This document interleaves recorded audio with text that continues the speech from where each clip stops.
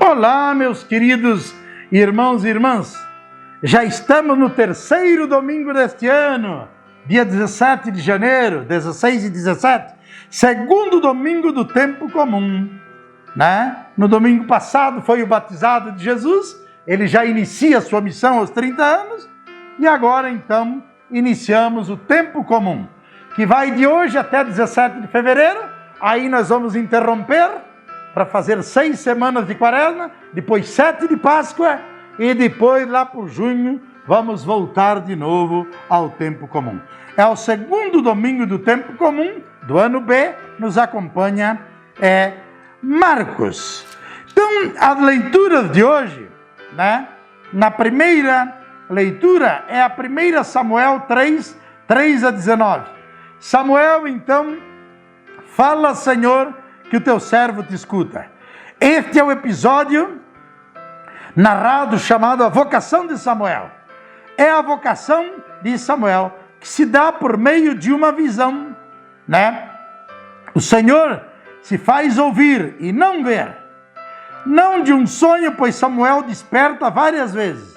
Dado que ele ainda não conhece o Senhor, ele só penetra o mistério pouco a pouco, mas logo vai compreender que é o Senhor Deus e se mostra totalmente disponível a Ele. E a nossa vocação que recebemos no batizado, nós nos mostramos realmente totalmente disponíveis a Deus? Samuel estava dormindo no templo onde se encontrava a arca de Deus. Será que nós não estamos dormindo no templo e não percebemos os sinais dos tempos e não percebemos que o Senhor nos chama para trabalhar na sua vinha, para estar próximo da sua arca, para se levantar e despertar como Samuel e entender o chamado do Senhor, que fala através de coisas simples e fala através das pequenas coisas? E é importante também, irmãos e irmãs, a segunda leitura, a terceira leitura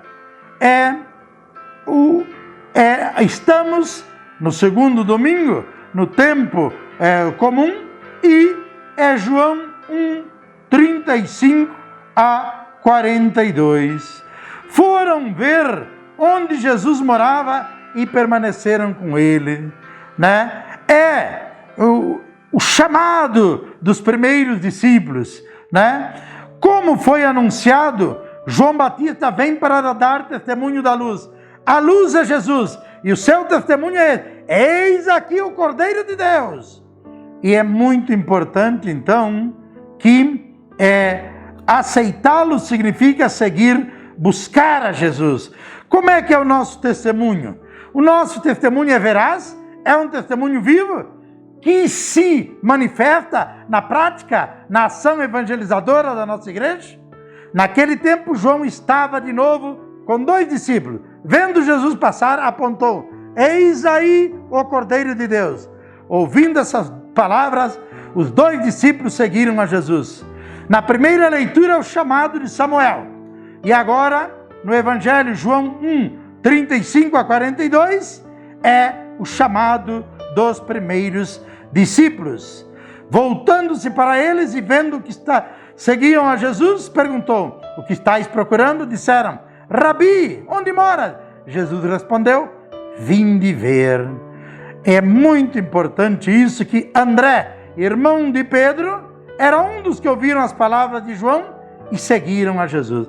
É o chamado dos primeiros discípulos, que como Samuel, perceberam o chamado e seguiram a Jesus. Deixaram tudo, deixaram toda a sua família. E André, então, ele levou Simão até Jesus. Jesus olhou para ele e disse: tu és Simão, filho de João, tu serás chamado Cefas, que quer dizer pedra, por isso que nós chamamos Pedro. Então já Jesus olhou para ele, né? Então é o chamado dos 2 primeiros discípulos. Na primeira leitura, no Antigo Testamento, é a vocação de Samuel. E aqui, a vocação dos 2 primeiros discípulos, André e Simão. Deus continua chamando, Jesus continua nos chamando para a vinha do Senhor, para estar próximo dele, para a nossa ação evangelizadora. O chamado é para todos, mas alguns tapam os seus ouvidos ou não querem escutar. Então, irmãos e irmãs, pense bem, o Senhor continua te chamando hoje. E nós fazemos parte, né? Todos somos, né, membros de Cristo. Formamos um só corpo, diversos membros, diversos carismas, diversos ministérios, diversas atividades, mas tudo converge para a unidade da igreja. Vai nos acompanhar a 1 Coríntios, do 2º ao 8º domingo do tempo comum. Rompe-se a unidade não só com a discórdia, mas também quando a gente usa falsamente o princípio da liberdade. E é muito importante aqui que São Paulo chama a atenção que todos nós formamos um só corpo. E o corpo é santuário do Espírito Santo, onde habita Deus. Somos feitos à imagem e semelhança de Deus. É bom a gente ver isso nesses tempos em que, chamados de transhumanismo, que parece que o ser humano perde a sua função e a sua, como se diz, o seu valor. Então é tempo da gente também rever como a gente valoriza o nosso próprio corpo e se nós formamos com os demais, com os nossos carismas, ministérios e dom, um só corpo. Se nós buscamos no dia a dia e fomentamos a unidade. Assim seja, meus irmãos e irmãs.